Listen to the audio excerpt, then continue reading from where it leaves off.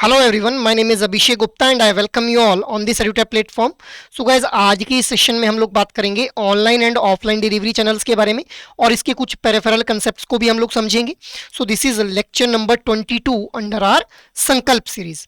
But before moving ahead I just want to let you know guys कि भाई नवंबर के अंदर हमारा जो जेआईबी का एग्जामिनेशन है वो कंडक्ट किया जाने वाला है आईआईबीएफ के द्वारा। तो अब बहुत ही कम टाइम जो है हम लोगों के पास रह गया इस एग्जामिनेशन की प्रिपरेशन करने के लिए। तो इस शॉर्ट ड्यूरेशन ऑफ टाइम के अंदर we need to have a proper strategy guys. Proper strategy से मेरा मतलब क्या है कि भाई जो प्रीवियस ईयर क्वेश्चंस हैं, मोस्ट इंपॉर्टेंट टॉपिक्स हैं और जो मोस्ट इंपॉर्टेंट एमसीक्यूज हैं, इनके बारे में हम लोगों को इन डेप्थ नॉलेज होनी चाहिए। सो गाइज, अगर आप लोगों का भी यही कंसर्न है रिगार्डिंग दिस जेआईबी एग्जामिनेशन, तो आप लोगों के इसी कंसर्न को रिजॉल्व किया जा रहा है with the help of this E book जो कि एडुटैप के द्वारा लॉन्च की गई है। अब इस ई बुक का लिंक आप लोगों को इस वीडियो के डिस्क्रिप्शन में मिल जाएगा, जहां से आप लोग previous year questions, most important topics और most important MCQs for each and every component of JAIIB examination के बारे में इन डेप्थ जो नॉलेज है उसको गैदर कर पाएंगे, और वो भी free of cost guys. So guys, have a look on this particular E book अगर आप लोग अपनी प्रिपरेशन को एक सही डायरेक्शन में लेकर के जाना चाहते हैं। मूविंग अहेड, अब हम लोग आते हैं आज के सेशन की डिस्कशन के ऊपर। तो आज की इस सेशन को हम लोग स्टार्ट करेंगे with the introduction of delivery channels guys. अब देखिए, सबसे पहले हम लोग समझते हैं कि डिलीवरी चैनल होते क्या है with respect to the banks guys. So bank के बिहाफ पे अगर बात की जाए तो डिलीवरी चैनल एक ऐसा मैकेनिज्म है जिसके थ्रू जो कस्टमर्स हैं वो अलग अलग तरह की ट्रांजेक्शन्स परफॉर्म करते हैं। इसके अलावा अलग अलग तरह के प्रोडक्ट और सर्विसेज को अवेल करते हैं और बैंक के साथ जो है वो इंटरेक्ट करवाने में भी हेल्प करते हैं ये डिलीवरी चैनल्स। किसको? कस्टमर्स को। सो एक हिसाब से अगर देखा जाए तो जो कस्टमर और बैंक है इनके बीच में इंटरमीडियरी का काम कर रहे हैं ये डिलीवरी चैनल्स गाइस। अब देखिए, हम लोग जानते हैं कि रिटेल बैंकिंग के अंदर we ultimately want to have a profit and to have a expands growth with respect to the particular bank guys. So अगर हम लोग प्रॉफिट और ग्रोथ को अचीव करना चाहते हैं, so this can be achieved by satisfying the customer. Customer अगर satisfied है तो अल्टीमेटली हम लोग जो प्रॉफिट भी अर्न करेंगे और ग्रोथ भी जो है वो हम लोगों को देखने के लिए मिलेगी। अब कस्टमर को सेटिस्फाई करना है तो we need to provide the channel satisfaction to the customer. मतलब जिस तरह के चैनल के थ्रू कस्टमर जो है प्रोडक्ट और सर्विस को अवेल करना चाह रहा है उसी चैनल के थ्रू उसको प्रोडक्ट और सर्विसेज प्रोवाइड किए जाने चाहिए गाइस। ठीक है, अब आज की डेट में हम लोगों को ऑप्टिमाइज्ड चैनल मिक्स का कंसेप्ट देखने के लिए मिल रहा है।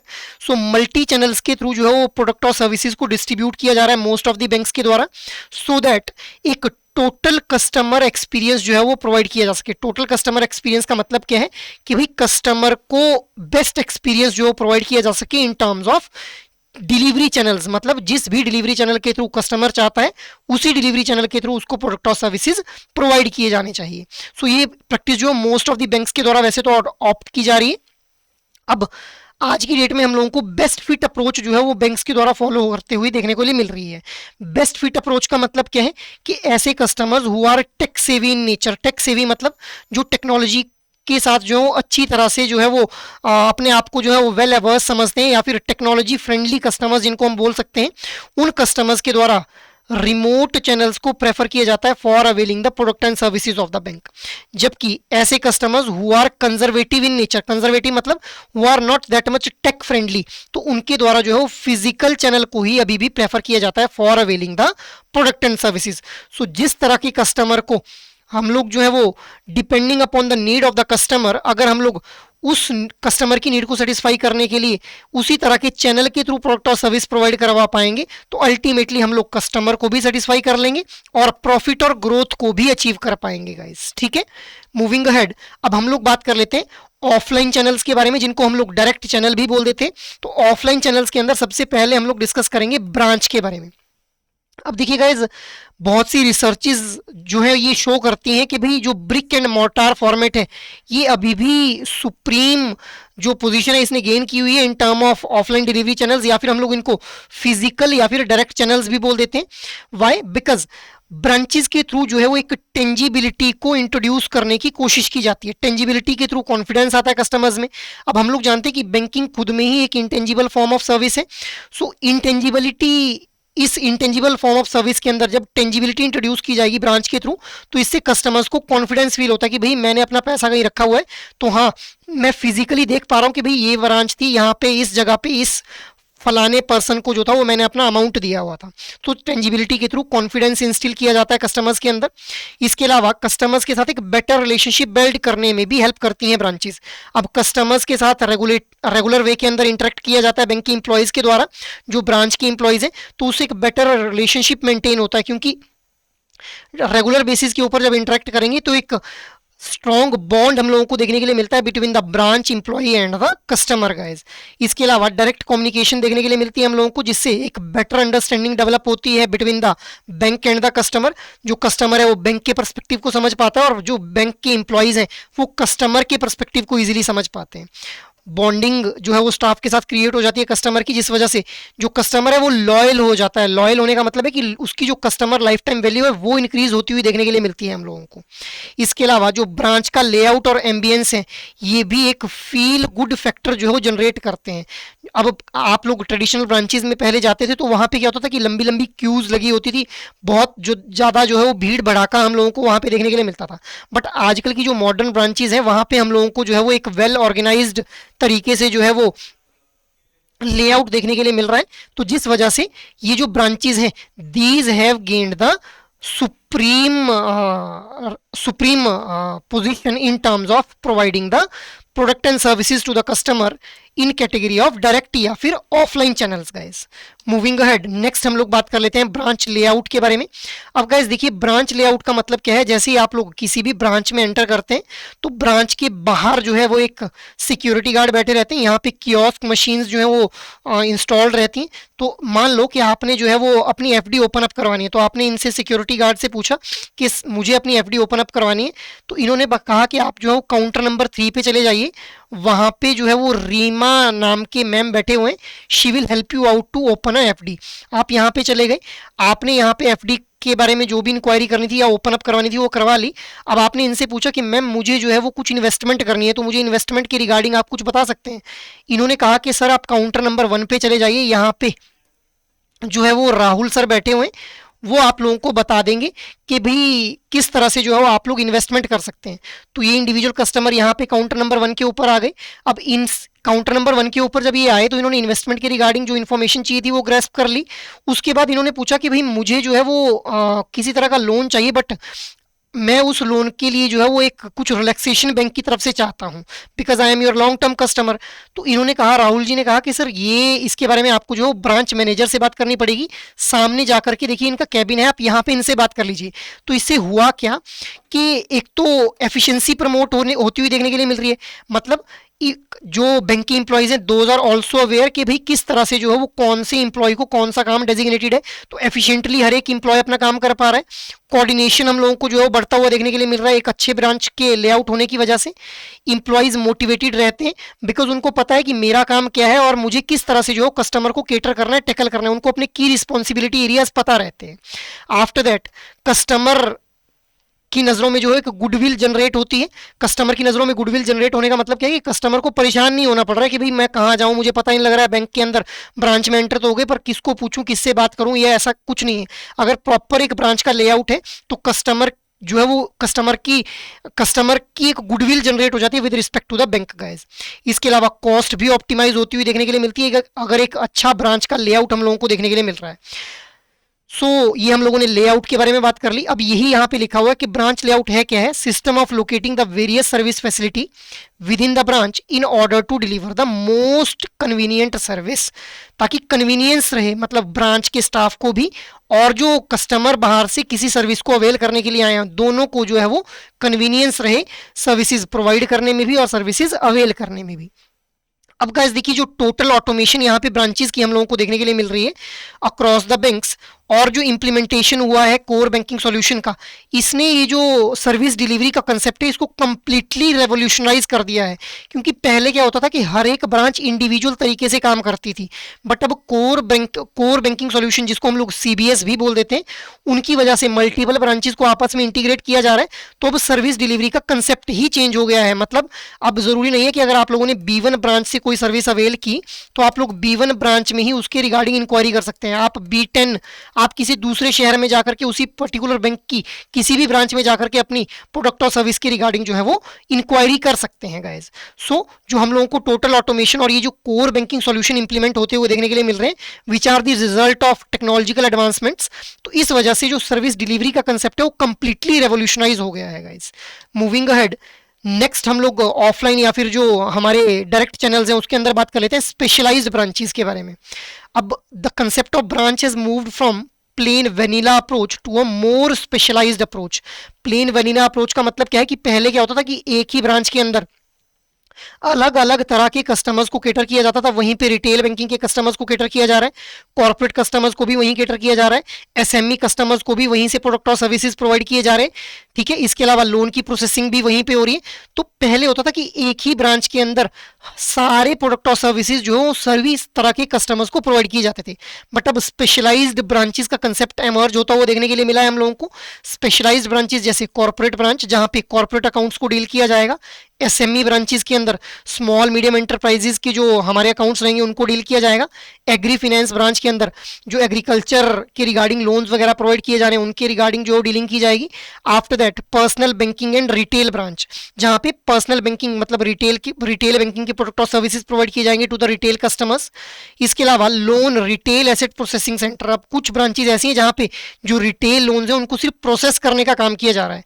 So this is the specialised branches guys. अब इनका ऑब्जेक्टिव क्या है इन स्पेशलाइज्ड ब्रांचेस का कि भाई हम लोग ब्रांच को यूज कर पाए as a tool to enhance the delivery effectiveness. अब देखो जहां पे पहले एक ही ब्रांच में जो है वो लोन को भी प्रोसेस किया जा रहा है, वहीं उसी ब्रांच के अंदर जो है वो कॉर्पोरेट कस्टमर्स को भी केटर किया जा रहा है, रिटेल कस्टमर्स को भी वहीं केटर किया जा रहा है, तो उसमें डिलीवरी एफिशिएंट नहीं हो पाती थी, डिलीवरी इफेक्टिव नहीं हो पाती थी और टर्न अराउंड टाइम भी बढ़ता हुआ हम लोगों को देखने के लिए मिलता था। तो स्पेशलाइज्ड ब्रांचेस का बेसिक पर्पज यही है कि हम लोग जो टर्न अराउंड टाइम है उसको प्रिस्क्राइब कर पाए for each product. Turn around time का मतलब क्या है कि भाई अगर लोन प्रोसेस होने में 15 दिन लगने हैं तो 15 दिन के अंदर ही लोन जो है प्रोसेस होना चाहिए। ऐसा नहीं है कि आज लोन के लिए एप्लीकेशन हुई और 2 महीने हो गए कोई पता ही नहीं है अभी लोन प्रोसेस हो रहा है नहीं हो रहा है, ठीक है, ऐसा नहीं होना चाहिए। तो इसी चीज को एफिशिएंट बनाने के लिए जो स्पेशलाइज्ड ब्रांचेस को के कंसेप्ट को जो था वो लाया गया था गाइस। मूविंग अहेड, नेक्स्ट हम लोग बात कर लेते हैं बैंकिंग कॉरेस्पोंडेंट्स और बैंकिंग फैसिलिटेटर्स के बारे में। अब गाइस देखिए जो हमारे ऑफलाइन या फिर डायरेक्ट चैनल्स हैं उसके अंदर ही हम लोग पढ़ते हैं बैंकिंग कॉरेस्पोंडेंट्स और बैंकिंग फैसिलिटेटर्स के बारे में। सो बैंकिंग कॉरेस्पोंडेंट और जो बैंकिंग फैसिलिटेटर्स हैं these are basically the intermediaries जिनको आरबीआई के द्वारा प्रमोट किया गया था इन 2006 गाइडलाइंस गाइस। जो 2006 के अंदर जो गाइडलाइंस आरबीआई ने जारी की उनके अंदर बात हुई बैंकिंग कॉरेस्पोंडेंट्स और बैंकिंग फैसिलिटेटर्स के बारे में गाइस। अब जो बैंकिंग कॉरेस्पोंडेंट्स हैं उनके द्वारा ट्रांजैक्शंस को अंडरटेक किया जा सकता है on the behalf of bank, मतलब बैंक के बिहाफ पे अगर कोई भी ट्रांजैक्शन करनी है तो ये जो बैंकिंग कॉरेस्पोंडेंट्स हैं these are able to undertake the transactions और ये एजेंट की तरह काम करते हैं बैंक के। जबकि जो बैंकिंग फैसिलिटेटर्स हैं उनके द्वारा क्लाइंट्स को रेफर किया जा सकता है बट किसी भी तरह की ट्रांजैक्शन जो है वो बैंकिंग कॉरेस्पोंडेंट्स के द्वारा बैंकिंग फैसिलिटेटर्स के द्वारा नहीं की जा सकती है, ठीक है, with respect to the bank guys. तो ये बहुत ही एक मेजर सा डिफरेंस है कि भाई जो बैंकिंग कॉरेस्पोंडेंट्स हैं they can undertake the transactions on the behalf of bank, जबकि बैंकिंग फैसिलिटेटर्स के द्वारा कोई भी ट्रांजैक्शन अंडरटेक नहीं की जा सकती है गाइस। अब क्या कुछ एडवांटेजेस हम लोगों को देखने के लिए मिलते हैं इन बैंकिंग फैसिलिटेटर्स और बैंकिंग कॉरेस्पोंडेंट्स के।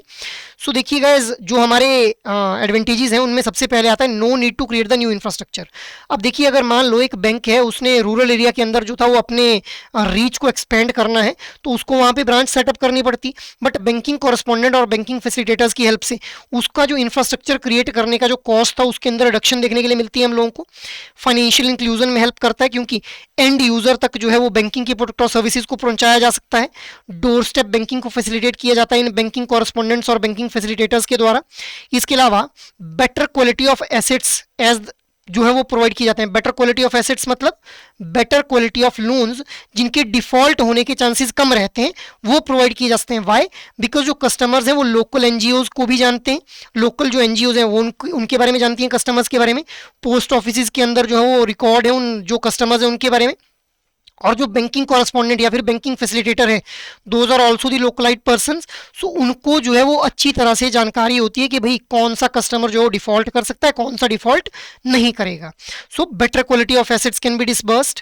आफ्टर दैट जो बैंकिंग कॉरेस्पोंडेंट्स हैं उनको एक मैंडेटरी सर्टिफिकेशन लेनी पड़ती है जिससे क्वालिटी ऑफ सर्विस डिलीवरी को जो है वो इंश्योर किया जा सकता है। अब ऐसा नहीं है कि हर कोई जो है वो बैंकिंग कॉरेस्पॉन्डेंट की तरह एक्ट कर सकता है, they have to undergo under a mandatory certification, उसके बाद ही वो ट्रांजेक्शन्स को अंडरटेक कर पाएंगे on the behalf of bank guys.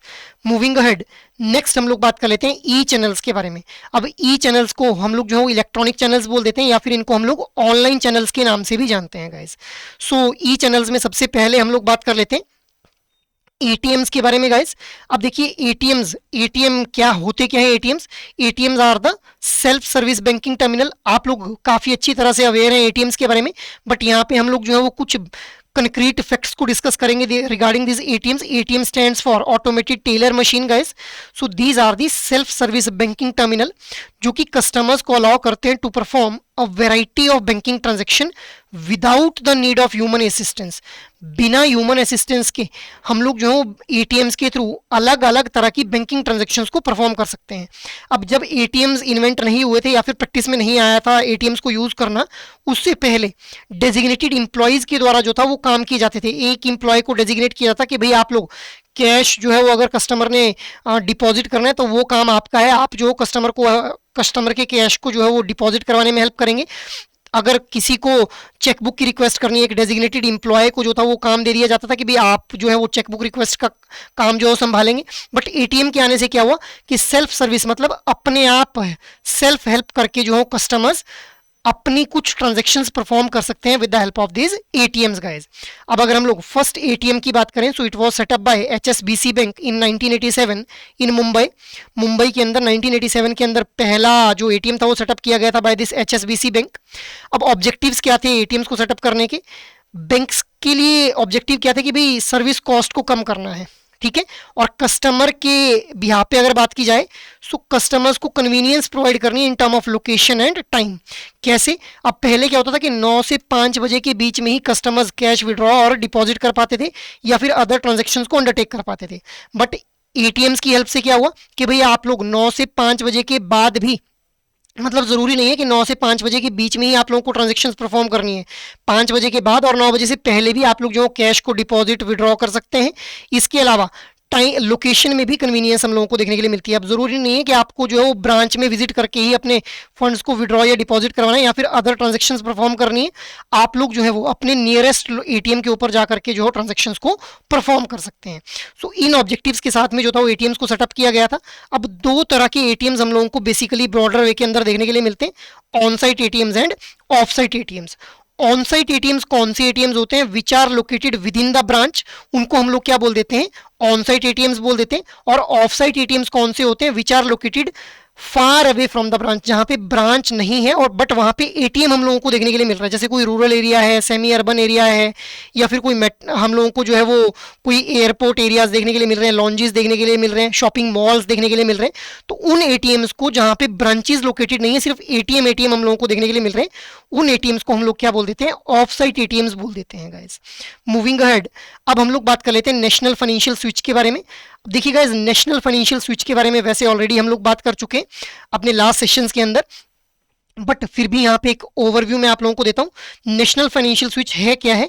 So it networked payment and settlement system. Multiple ATMs के थ्रू आप लोग जो है ट्रांजेक्शन्स परफॉर्म कर पाते हैं। जैसे मान लो आप लोगों के पास जो डेबिट कार्ड है वो है पीएनबी बैंक का, बट आप लोग जो है एसबीआई बैंक के एटीएम मशीन के थ्रू जो है ट्रांजैक्शन कर पा रहे हैं। So it is feasible only with the help of this NFS, that is national financial switch. अब किसके द्वारा लॉन्च किया गया था? It was launched by IDRBT, that is institute for development and research in banking technology, और presently जो है वो इसको रन किया जा रहा है by the NPCI, that is national payment corporation of India के द्वारा जो है प्रेजेंटली रन किया जा रहा है। अब इसका काम क्या है? To provide the interconnectivity between various bank and their ATMs. अभी मैंने आप लोगों को बताया ही, इसका एम क्या है? To secure and interoperable banking and financial services, मतलब सिक्योर और इंटरऑपरेबल फाइनेंशियल सर्विसेज प्रोवाइड करना is the basic aim of this particular national financial switch guys. Examples की अगर हम लोग बात करें, सो जो कैशट्री और इन्फिनेट हैं, these are initiated by the national financial switch, जो कि अलग अलग तरह की नेटवर्किंग फैसिलिटीज जो है प्रोवाइड करते हैं across multiple kind of banks guys. So ये एग्जांपल्स भी आप लोगों को ध्यान में रखने हैं अभी। मूविंग अहेड, अब हम लोग बात कर लेते हैं कुछ गाइडलाइंस के बारे में which were given by RBI regarding the operations perform by customers in ATMs guys, ठीक है। तो सबसे पहले हम लोग बात करते हैं कि अगर किसी कस्टमर के द्वारा ट्रांजैक्शन परफॉर्म की जा रही है at banks own ATM at any location, मतलब पीएनबी बैंक का एटीएम है और पीएनबी बैंक का ही डेबिट कार्ड है, ठीक है।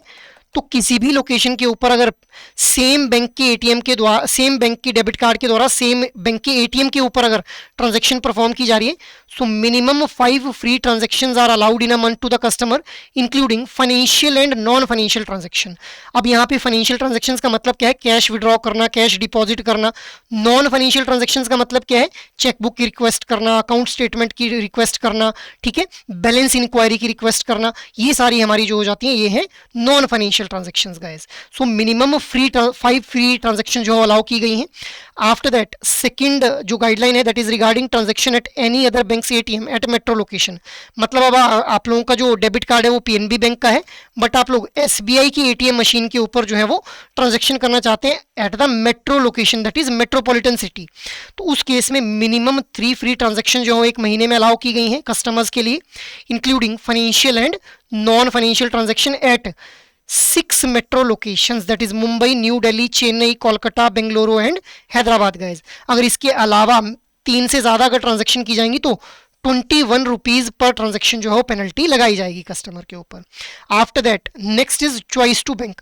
अब देखिए आरबीआई के द्वारा मैंडेट किया गया है only regarding the minimum number of free transactions at the ATM. मतलब एक एटीएम के ऊपर जो मिनिमम ट्रांजैक्शंस की जाती हैं उन्हीं के बारे में, मिनिमम फ्री ट्रांजैक्शन जो प्रोवाइड की जानी है बैंक्स के द्वारा उसी के बारे में मैंडेट जारी किया गया है आरबीआई के द्वारा। बाकी बैंक जो है वो ज़्यादा number of transactions, free transactions भी ऑफर कर सकते हैं कस्टमर्स को। मतलब जैसे यहाँ पे 5 फ्री ट्रांजैक्शंस मिनिमम बताई गई हैं, अब ये बैंक की डिस्क्रिप्शन है कि वो अपने कस्टमर्स को कितनी फ्री ट्रांजैक्शन जो है वो ऑफर करते हैं। आफ्टर दैट अगर हम लोगों को फेल्ड ट्रांजैक्शन देखने के लिए मिलती हैं, फेल्ड ट्रांजैक्शन का मतलब क्या है कि जैसे मान लो एक कस्टमर ने जो था वो कैश विड्रॉ किया, उसके वहाँ पे अकाउंट से कैश तो डेबिट हो गया बट एक्चुअल में उसको कैश रिसीव ही नहीं हुआ, तो इसको हम लोग क्या बोलेंगे? फेल्ड ट्रांजैक्शन बोल देंगे।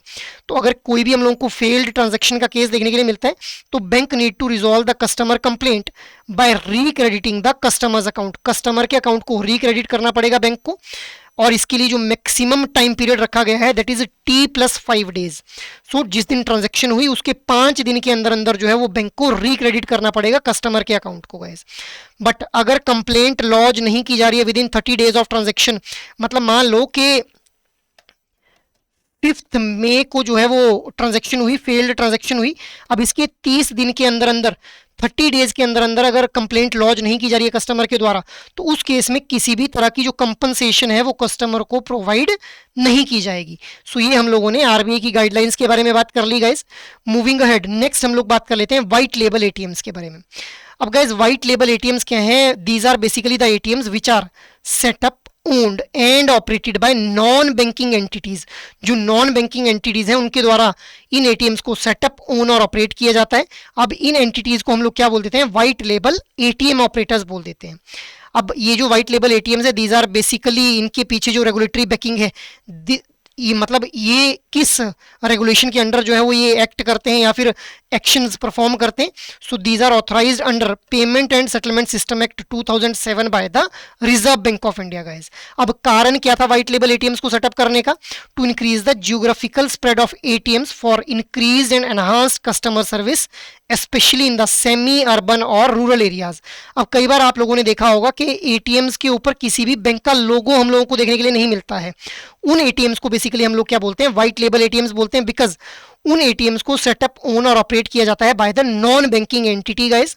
और ये जो एटीएम्स थे इनको क्यों सेटअप किया गया था? ताकि हम उन एरियाज के अंदर जो है वो एटीएम्स को सेटअप कर पाएं जहां पे बैंक्स अपनी रीच को जो है वो बढ़ाना चाहते हैं, मतलब बैंकिंग ट्रांजैक्शन जो है परफॉर्म की जा सके कस्टमर्स के द्वारा इन द रूरल और सेमी अर्बन एरिया गाइस। अब एक कस्टमर के द्वारा इन व्हाइट लेबल एटीएम्स का यूज करके वो सभी ऑपरेशन परफॉर्म किए जा सकते हैं जो कि एक नॉर्मल एटीएम के थ्रू जो है परफॉर्म किए जा सकते हैं, जैसे अकाउंट की इंफॉर्मेशन लेना, कैश डिपॉजिट करना, रेगुलर बिल पेमेंट्स करना, रीलोडेड वाउचर्स को परचेज करना फॉर द मोबाइल, ठीक है। हाँ, ये जो रीलोडेड वाउचर्स परचेज किए जाएंगे मोबाइल्स के द्वारा, these are not allowed at the white label ATM. बाकी सर्विसेज अलाउ की जा रही हैं but purchase of reloaded vouchers for the mobile is being not permitted in case of this white label ATMs. इसके अलावा mini और short statement को generate किया जा सकता है व्हाइट लेबल एटीएम्स के थ्रू। पिन चेंज की रिक्वेस्ट की जाती है और चेकबुक के लिए भी रिक्वेस्ट किया जाता है with the help of white label ATMs guys. So ये हम लोगों ने व्हाइट लेबल एटीएम्स के बारे में बात कर ली। तो इनको जो है वो सेटअप ओन और ऑपरेट किया जा रहा है by the non banking entities guys. Moving ahead, next हम लोग बात कर लेते हैं पॉइंट ऑफ सेल्स मशीन के बारे में।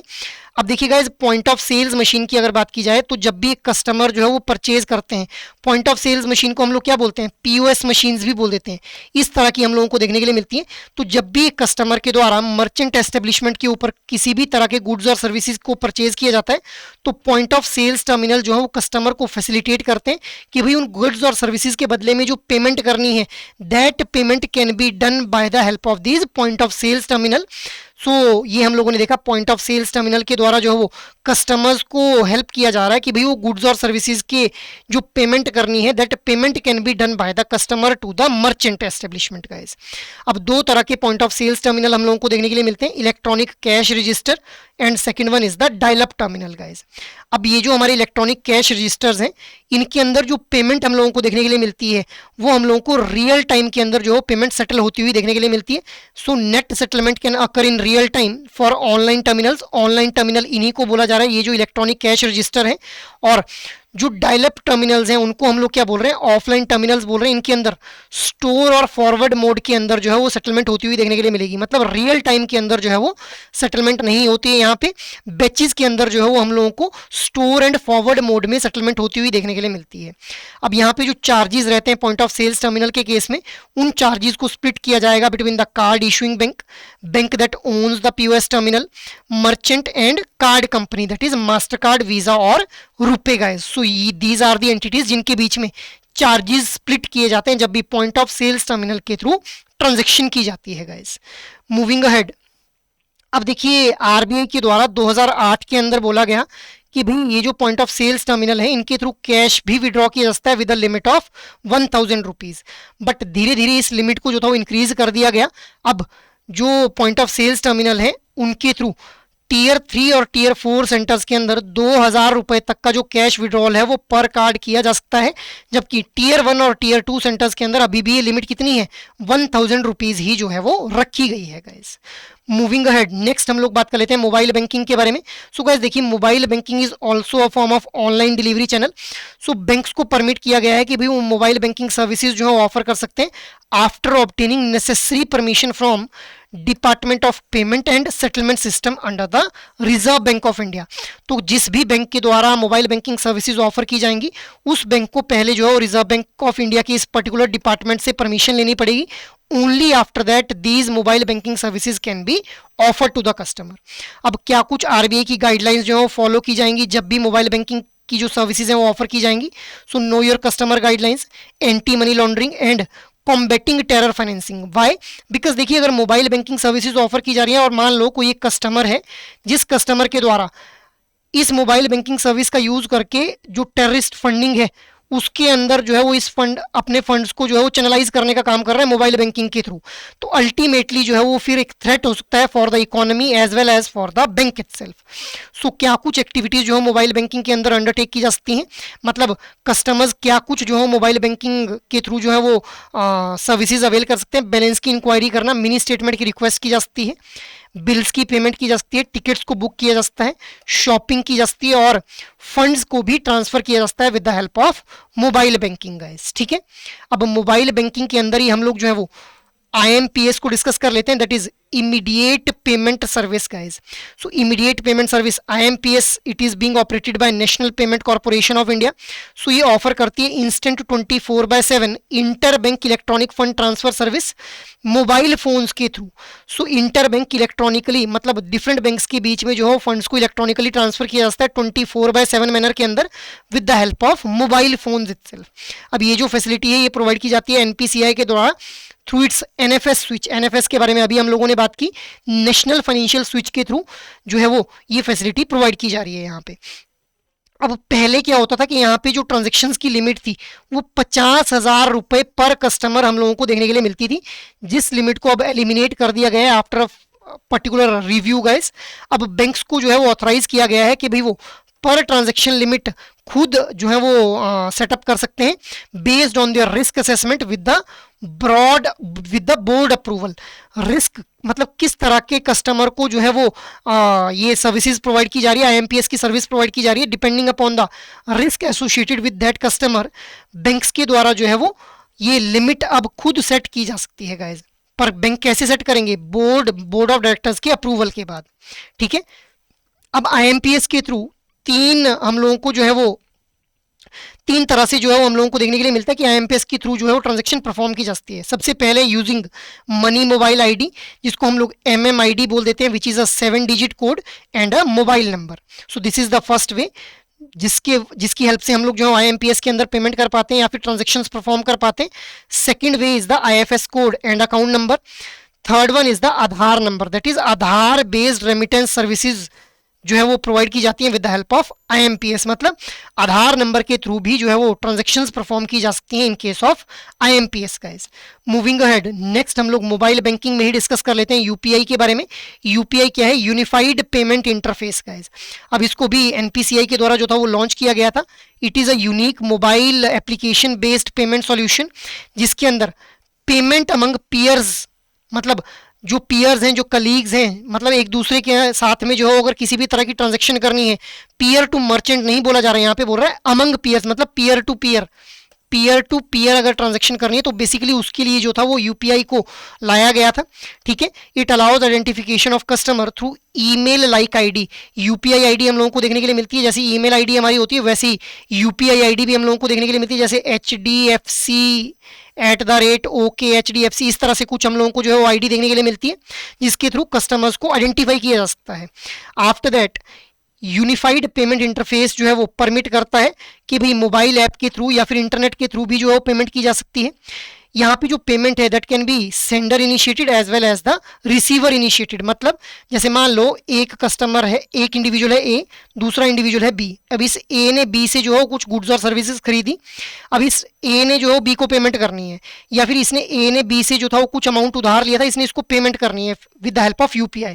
तो अगर इसने पेमेंट करनी है तो ये पेमेंट जो इनिशिएट कर सकता है, और इसने पेमेंट रिसीव करनी थी बी ने, तो ये भी रिक्वेस्ट जो है वो डाल सकता है कि भाई मुझे जो है पेमेंट आनी है इस ए के थ्रू। सो दिस, इसीलिए क्या बोला जा रहा है कि यहाँ पे सेंडर और रिसीवर दोनों के द्वारा जो है ट्रांजैक्शन को इनिशिएट किया जा सकता है। अब जो पेमेंट है that can be done using Aadhaar number, virtual address, account number, Indian financial system code and mobile number and MMID, that is mobile money identifier ID guide, जो कि हम लोगों ने अभी देखा 7 डिजिट हम लोगों को जो है वो कोड देखने के लिए मिलता है। अब यूपीआई आईडी के यूपीआई ये जो हमारा इंटरफेस है, इसके अंदर 1 क्लिक 2 फैक्टर ऑथेंटिकेशन हम लोगों को देखने के लिए मिलती है। 1 क्लिक 2 फैक्टर ऑथेंटिकेशन का मतलब क्या है कि जैसे मान लो आप लोग यूपीआई की किसी भी ऐप के ऊपर अगर आप लोग जो लॉगिन करते हैं तो आप लोगों से पहले पासवर्ड मांगा जाता है, पासवर्ड डालने के बाद आप लोगों से जो ओटीपी रिक्वेस्ट किया जाता है। सो ये क्या हुआ? 1 क्लिक 2 फैक्टर ऑथेंटिकेशन, 2 स्टेप्स के ऊपर जो वेरिफिकेशन की जा रही है to make the transaction more secure. इसके अलावा बायोमेट्रिक ऑथेंटिकेशन हम लोगों को देखने के लिए मिलती है, और जो पेयर हैं उनके स्मार्टफोन का यूज करके जो है सिक्योरली क्रेडेंशियल्स को कैप्चर कर लिया जाता है यहाँ पे। सो सिक्योर और सेफ वे में जो है ट्रांजैक्शंस परफॉर्म की जा सकती है with the help of UPI guys, ठीक है। तो कितनी तरह से पेमेंट की जा सकती है ये भी आप लोगों ने ध्यान में रखना है, यहाँ से भी जो है वो फैक्ट बेस्ड क्वेश्चन एग्जाम में पूछे जाते हैं गाइस। मूविंग अहेड, नेक्स्ट हम लोग बात कर लेते हैं यूपीआई में ही यूपीआई 123 पे के बारे में। अब देखिए यूपीआई 123 पे जो है इसको लॉन्च किया गया था 8 मार्च 2022 को by the RBI governor Shri Shaktikanta Das. अब ये जो यूपीआई 123 पे है, इसके द्वारा इंस्टेंट और सिक्योर यूपीआई ट्रांजैक्शन अलाउ की जाती है for the feature phone users. Feature phone users जहाँ पे जो बिना इंटरनेट के जो है वो ट्रांजैक्शंस परफॉर्म की जा सकती हैं। अब 4 टेक्नोलॉजी का यूज़ किया जाता है यहाँ पे ट्रांजैक्शन परफॉर्म करने के लिए। सबसे पहले IVR, that is interactive voice response number calling, ठीक है। App functionality on the feature phone, अब कुछ फीचर फोन ऐसे होते हैं जिनमें ऑलरेडी इंस्टॉल्ड ऐप्स होती हैं, तो उन ऐप्स के थ्रू जो ट्रांजैक्शन की जा सकती है। मिस्ड कॉल अप्रोच, कस्टमर जो मिस्ड कॉल करेंगे और फिर उस मिस्ड कॉल करने के बाद जो इंस्ट्रक्शन सामने वाला जो यूपीआई 123 पे का जो मेन यहाँ पे जो आर्किटेक्चर है उसकी तरफ से जो है वो कुछ इंफॉर्मेशन प्रोवाइड की जाएगी, जिसके बेसिस के ऊपर फिर ट्रांजैक्शन परफॉर्म की जा सकती है कस्टमर के द्वारा। After that proximity sound based technology and voice based payment, so these are the 4 technological alternative जिनके थ्रू यूपीआई 123 पे के अंदर जो है पेमेंट या फिर ट्रांजेक्शन्स परफॉर्म की जा सकती हैं guys. After that next one is the भीम, that is Bharat interface for money. अब it is also UPI based payment app for quick transactions in India. It supports instant bank-to-bank payment using mobile number और virtual payment address. So mobile number या फिर virtual payment address के through जो है वो हम लोग भीम ऐप के अंदर पेमेंट कर पाते हैं, बट इसके अंदर एक स्टेबल इंटरनेट कनेक्शन की रिक्वायरमेंट रहेगी गाइस जब भी भीम ऐप के थ्रू हम लोगों ने ट्रांजेक्शन्स परफॉर्म करनी है। तो टोटल 12 लैंग्वेजेस के अंदर जो भीम ऐप ऑपरेट की जाती है इंडिया के अंदर। अब भीम ऐप के थ्रू जो यूजर्स हैं those can send up to 20,000 rupees per transaction और मैक्सिमम ऑफ 40,000 की ट्रांजेक्शन जो है पर डे के अंदर अलाउ की गई है गाइज। अब यहाँ पे जो ट्रांजेक्शन है that can be done using virtual payment address, account number and IFSC, Aadhaar number और क्यूआर कोड। क्यूआर कोड क्या हो जाता है गाइज? क्विक रिस्पॉन्स कोड को हम लोग जो है वो क्यूआर कोड बोल देते हैं। अब भीम ऐप के through we can view and share the static QR codes. Users के द्वारा जो है वो मैनेज किया जाता है लिंक्ड बैंक अकाउंट को। They can change their UPI pin और बैलेंस के लिए भी रिक्वेस्ट की जाती है भीम ऐप के थ्रू गाइस। इसके अलावा users can block and spam other users जिनके द्वारा इलिसिट कलेक्ट रिक्वेस्ट जो भेजी जा रही है। अब मान लो अननेसेसरली कोई यूजर जो है वो आप लोगों को कलेक्शन की रिक्वेस्ट भेज रहा है कि भाई मुझे 5,000 रुपये आपने सेंड कर रहे हैं, इन्हीं अननेसेसरली जो है वो आप लोगों को कलेक्शन की रिक्वेस्ट आ रही है, तो आप उस पर्टिकुलर यूजर को ब्लॉक भी कर सकते हैं इस भीम ऐप के थ्रू गाइस। ठीक है, सो ये हम लोगों ने भीम ऐप के बारे में बात कर ली, that is Bharat interface for money guys. Now there is a question for you guys. So ये वाला जो क्वेश्चन था मई 2023 के अंदर फ्रेम किया गया था गाइस। क्वेश्चन क्या था? What is the point of sales cash withdrawal limit on debit card in tier 1 and tier 2 centers? 2,000 rupees, 1,000 rupees, 5,000 rupees या फिर 10,000 rupees. So what should be the right answer here? The right answer will be option number B, that is 1,000 rupees is the limit in case of tier 1 and tier 2 center जब भी cash withdraw करना होगा from the point of sales machine guys. Next question was, ये वाला question आप लोगों से अक्टूबर 2023 का जो साइकिल था वहां पे फ्रेम किया गया था। Consider the following statements regarding channel experience in retail banking. Young and tech-savvy customers prefer direct channels. Conservative customers prefer remote channels. Your options are 1 only, 2 only, both 1 and 2, neither 1 nor 2. So what should be the right answer? Option number D, that is neither 1 nor 2 will be the right answer guys. दोनों ही statement जो हमारी क्या हो जाती हैं? Incorrect हो जाती हैं। ठीक है, क्योंकि यंग और जो टेक सेवी कस्टमर्स हैं वो रिमोट चैनल्स को प्रेफर करते हैं और जो कंजर्वेटिव कस्टमर्स हैं उनके द्वारा डायरेक्ट चैनल्स को प्रेफर किया जाता है गाइस।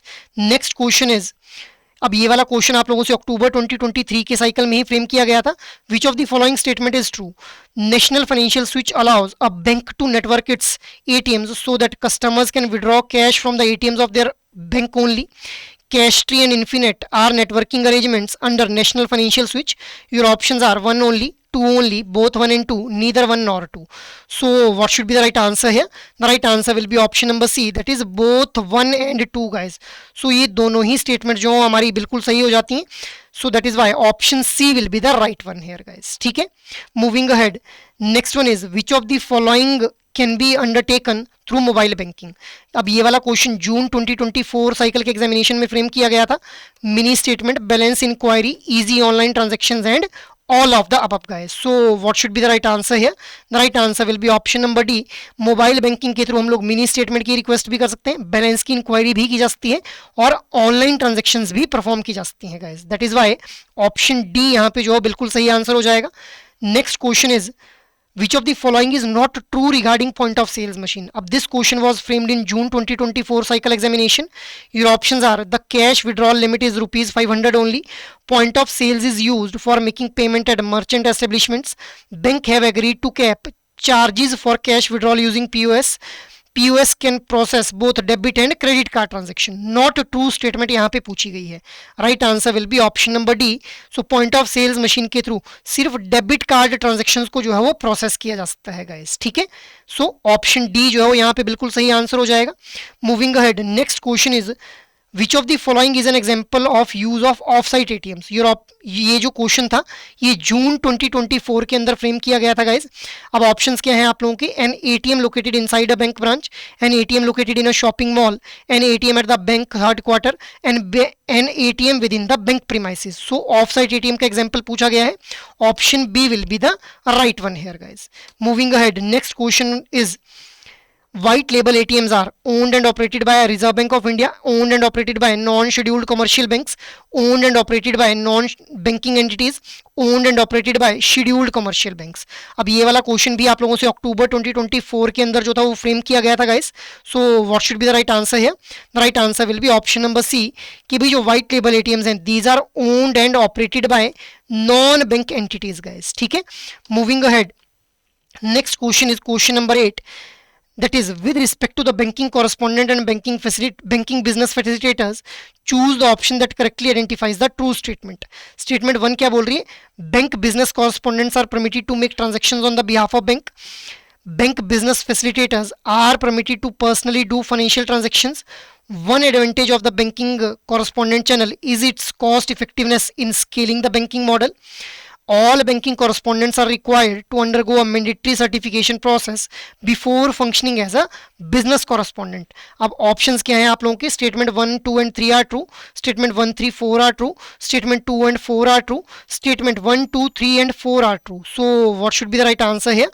अब ये वाला क्वेश्चन भी गाइज आप लोगों से मई 2025 साइकिल के एग्जामिनेशन के अंदर जो था वो फ्रेम किया गया था। So what should be the right answer here? The right answer will be option number B, that is 1, 3 and 4 guys. Why? Because हम लोगों ने देखा कि भाई जो बैंकिंग बिजनेस फैसिलिटेटर्स हैं those cannot do the financial transaction on the behalf of bank guys. So option B will be the right one here. बाकी जो सारी स्टेटमेंट्स हैं, स्टेटमेंट 1, 3 और 4, ये हमारी बिल्कुल जो है वो सही स्टेटमेंट हो जाती हैं guys. So it was a brief discussion regarding today session guys. अब इसके अलावा अगर आप लोगों को किसी भी तरह की गाइडेंस चाहिए with respect to your GIB examination, तो आप लोग जो है एडुटैप की वेबसाइट के ऊपर विजिट कर सकते हैं, जहां पे आप लोगों को कोर्सेज नाम का टैब देखने के लिए मिलेगा। कोर्सेज टैब के ऊपर जाते ही आप लोगों को GIB कोर्सेज के ऊपर क्लिक कर लेना है। जैसे ही आप लोग GIB कोर्सेज के ऊपर क्लिक करेंगे you will be scrolling down और यहाँ पे आप लोगों को GIB के लिए कंप्लीट मास्टर कोर्स देखने के लिए मिल जाएगा, जिसके अंदर IND-IFS, PPB, RBWM और AFM चारों कंपोनेंट्स के लिए लाइव क्लासेस, कंसेप्ट नोट्स और मॉक टेस्ट आप लोगों को प्रोवाइड किए जाएंगे। So guys have a look on this master course अगर आप लोग एक कॉम्प्रिहेंसिव प्रेपरेशन करना चाहते हैं। बट अगर आप लोग चाहते हैं कि भी हम लोगों को एक इंडिविजुअल मास्टर कोर्स में खुद को एनरोल करना है, you just need to click on this single option और आप लोगों को इंडिविजुअल मास्टर कोर्स के लिए यहाँ पे ऑप्शन देखने के लिए मिल जाएंगे, जैसे IND-IFS, PPB, AFM और RBWM। हर एक इंडिविजुअल कंपोनेंट के लिए जो है वो आप लोगों को मास्टर कोर्स देखने के लिए मिल जाएगा guys. So you can avail your self in this particular courses guys अगर आप लोग किसी भी तरह की गाइडेंस चाहते हैं with respect to your GIB examination. So that is all from my side for this particular session. I hope ये सेशन आप लोगों को अच्छे लग रहे हैं। अगर एक्चुअली में ये सेशन आप लोगों को पसंद आ रहे हैं तो इन सेशंस को आप लोग लाइक, शेयर और सब्सक्राइब कर लें। और अगर आप लोगों की कोई भी क्वेरी हो तो आप लोग मेल कर सकते हैं hello@edutap.co.in के ऊपर। जय हिंद।